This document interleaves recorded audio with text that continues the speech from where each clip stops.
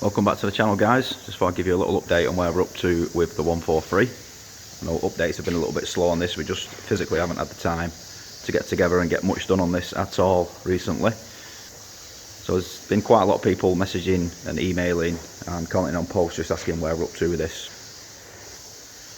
and what's left to do. So it's not really going to be any work on this video. It's just going to be a quick walk around, show you where we're up to, what we've done. There's a few bits that we've done that we haven't posted yet, so I'll show you that. And obviously I'll just go around and show you what is left to do, or the majority of what's left to do. So the biggest update really is that we've now got some more of the interior in the truck. It's looking really nice in here now. Just zoom in a bit, one sec guys. There we go. So in here we now have the seats installed. They fit in there and suit that truck really, really well. It's coming together in there now, it's looking awesome. So the seats are now in. Most of this interior is now done. We do need to fix these switch panels down, these are still loose. We've still got bits of plugs and stuff to do in there, and obviously we didn't want to fasten all this in until all the body's wired up, because there's probably still going to be some switches and stuff that need to be tested, and there's probably going to be some new bits of wiring that need to be ran in to the switches for the body, the beacons and stuff like that. So there's still a few bits there that want to be done. Got this window put back in. You'll have noticed on the last episode it fell out of the runner, so now reset the stopper basically so that it doesn't go past its travel and fall out of the runners. And we've also got these door cards now mounted on, along with the handles, which have been repainted as well. Got the new window seals on, and the window seal around the top as well. Now I am missing one of those for the top section. I have no idea where it's gone. I don't know if it's been put in the bin by mistake, but you'll notice there this one is missing, and I can't seem to find it in the workshop anywhere, and Scania no longer supply these, so I'm going to be on the hunt for one of those. It's probably going to be a bit of a nightmare to find. Again, around here, door card is on, door handle's on, window is in the runner, and I have tested the electric motors. The electric motors do work, so the windows do go up and down.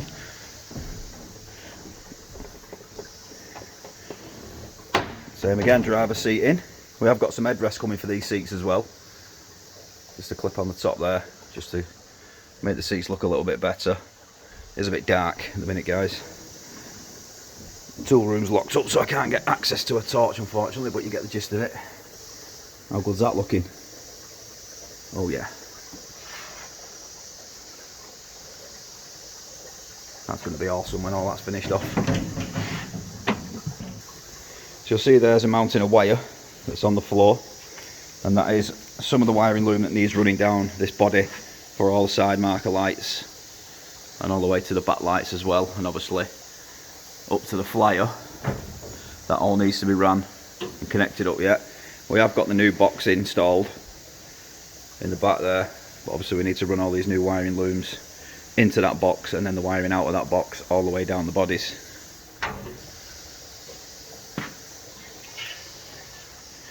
We did get all the new headlights and indicators in, and we have wired this side up, but that side needs to be wired up yet.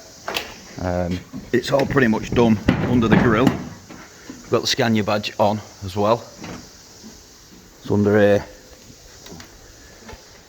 Looks nice and tidy.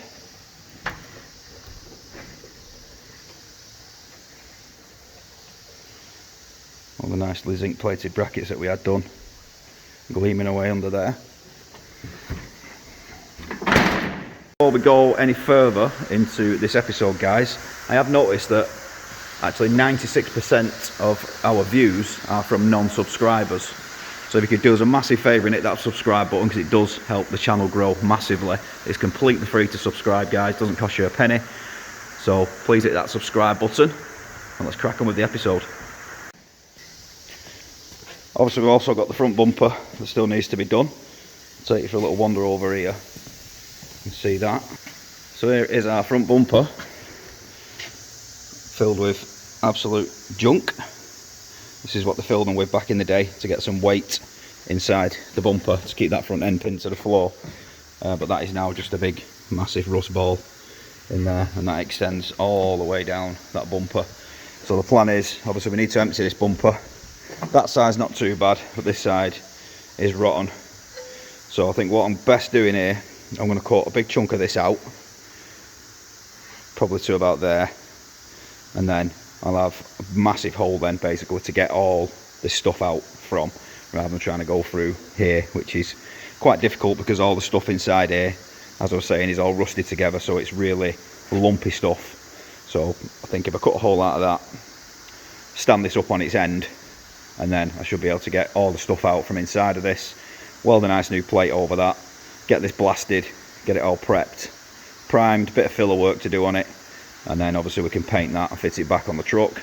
That is the hanging bracket for the bumper. We're going to run that through the shop blaster and paint that in red to match the chassis. Obviously the bumper is going to go in white, so there's that to do.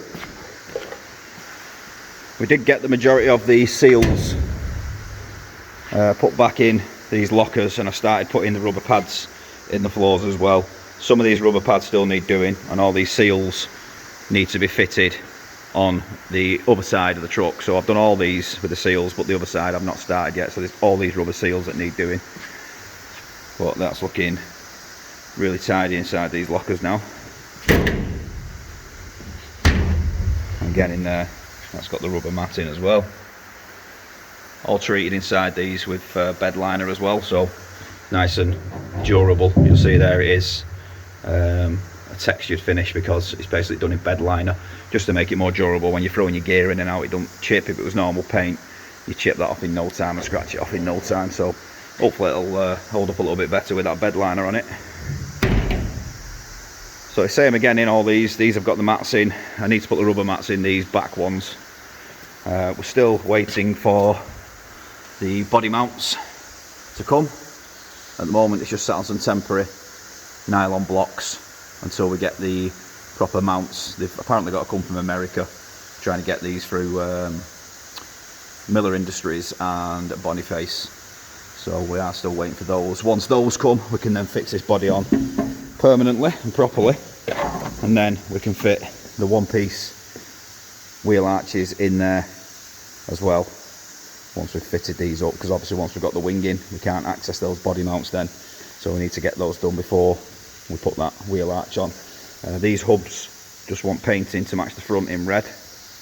Obviously we've got the brand new wheels on there, so the wheels are all nice and shiny and done. Front hubs are done. We just need to do these two back ones, which shouldn't take long at all really. These backlights are just placed in temporary at the moment, just while we're doing the wiring, so we have started wiring these up. But obviously these need fixing in. We want to test these before we fix them in permanently, so those are just in loose at the moment. That needs doing. Obviously we've got some reverse cameras and stuff that was going to fit on the back. We've got the work lamps that need wiring up and the outline markers that need wiring up as well, and we was also going to fit some additional work lamps on the back of here. Still waiting on the fair leads again from Boniface / Miller's. Probably have to come from America. We're not entirely sure on those yet. Boniface might have these in stock, but they definitely haven't got the body mounts in that we need. So then fairleads need doing, and then we can put the rollers back on, and also some new winch cables need running into the winches. We do have the old winch cables, but obviously the extent we were going to on this truck, we wanted to run new winch cables in there. So yeah, that needs rewinding, respooling back onto those winches, but can't really do that until we've got the fairleads. Everything down there is now pretty much new. There is some tidying to do on the cabling, on the pipe work, just to be clipped up. This is when we rerouted the manual lever box over to the near side, because originally it was on the off side. So these just want clipping up, and obviously you can see here the wiring and the cabling. Pipe work just wants pinning up basically, cable tying and strapping together and just tidying up a little bit. But other than that, everything down there is pretty much done. We do need to put the brake chambers back on the drive axle. We actually removed these. If you remember, if you look back through the episodes, we ended up repainting the chassis again. We actually did the chassis twice because we did this initially at the beginning of the build, and then with everything going on and the work it needed, we had to have the pins burnt out for the lifting rams which caused some paint damage to the chassis and everything. So we decided to do this again, and within doing that we removed the airbags, the brake chambers and everything again, because we didn't want to get all this new stuff covered in paint. So we put everything back on apart from the drive axle chambers, which we have got brand new. They just need to be put back on the truck. There's the emergency stop switch meant to be in there, so that needs fitting and wiring up. We do have a load of aluminium checker plate, which is basically going to run. We do have a load of aluminium checker plate, which is basically going to run across the top of these bodies. It's all drilled out, ready, and we do have the aluminium sheet ready to go on there. That just wants fixing to the top of the bodies. Once the flyer is all wired up and all these lights are all connected up and everything works, we've then got a load of aluminium checker plate to line the inside of this flyer with.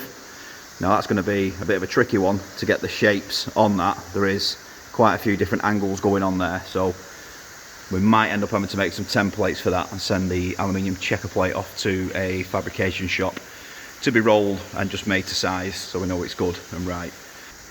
So we need to fit the front mud flaps as well. We are going to put a full one-piece flap in there, spray suppression, and then there's a little Scania flap on the bottom there. So there's that to do, and also we need to have a new pipe made from the bottom of the stack just to the back of the turbo there. A new piece of flexi and a steel tube basically to connect that exhaust up. There's a couple of marker lights that are supposed to be on the side of this. So this bracket is actually knackered, so that needs a new bracket on there. And a couple of marker lights, and was going to fit an additional marker there as well, just to light this step up. Sun visor, I've got a couple of brackets that need to be fitted to the sun visor there. Some spacers need to go in so it doesn't crush the sun visor against the cab and misshape it. It's stepped out by about an inch and a half. So we've got some tubing that we're using for that. They need cutting to size. But before we do that, we need to fix the front facing mirror on. The actual mirror arm is actually on the roof there, as you can see that. That's painted, that just wants fitting, which goes from that bracket to the corner. So there's that to do as well, and then we can get those spacer blocks in. There's the horn that still needs to go on, and a little bit of wiring here that wants tidying up. Once that horn's in, everything just wants clipping back up before the bumper goes back on. And then obviously there is all this soundboard that wants wiring up. The sub and the component speakers. We do have a brand new radio to go in there, Bluetooth stereo, that needs putting in and wiring, and then we've got to put some interior lights in there as well. So there's those to fit and run some new cables too. Once all those bits are done, we've got a full service kit for this truck. So we've got all new diff oils, gearbox oils, full engine service kit, engine oil and everything as well, which is going to be probably the last thing we do. So it will have a full new set of filters. We've already done the belts, but we want to get a full service done on this. But again, that will be probably the last thing that gets done. And we've also got the wiper arms that we need to get blasted and painted and fit those with some new wiper blades as well. We've got our nice little original Scania badge there that we've been polishing slowly. It's not quite complete yet, which is why we've not fitted it. We're just sort of messing about with it, doing a little bit of polishing here and there, but I do have a polishing lathe over at my other workshop, so I'm going to take this over there and give this a proper good polishing on the lathe, and that slots in there like that.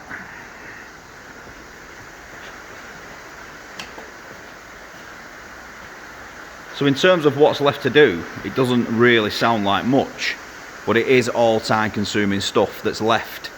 Particularly the wiring. I mean, there's a lot of hours that needs to go into that wiring, and then obviously the front bumper is going to want quite a lot of fabrication work as well. So they're the two big jobs really, and the rest of it again doesn't sound like much, but it all takes time. I mean, considering the amount of work that this truck's had, it does seem minuscule what's left to do, but it's always the final bits that take the time, is what I find. The builds always slow down towards the end. We have just gone through our busiest time of year.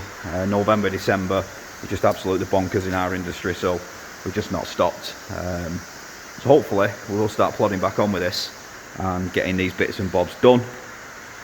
So yeah, just thought I'd give you a quick rundown, guys, of where we're up to, how this build's progressed, what's left to do. But I think we're all in agreement that that has come a very long way from the truck that we collected from the Felly in North Wales, absolutely rotten as a pear, to be in this sort of condition now. It has come a very, very long way. So there we go, guys. That is the update on the 143. I hope you've enjoyed this video. I hope you've been enjoying watching this truck progress through the various different stages it's had over the last 12 months. We certainly enjoyed doing it. Drop us some comments, guys. Let us know what you think. Don't forget to hit subscribe. Give us a like. We'll see you all in the next video, guys.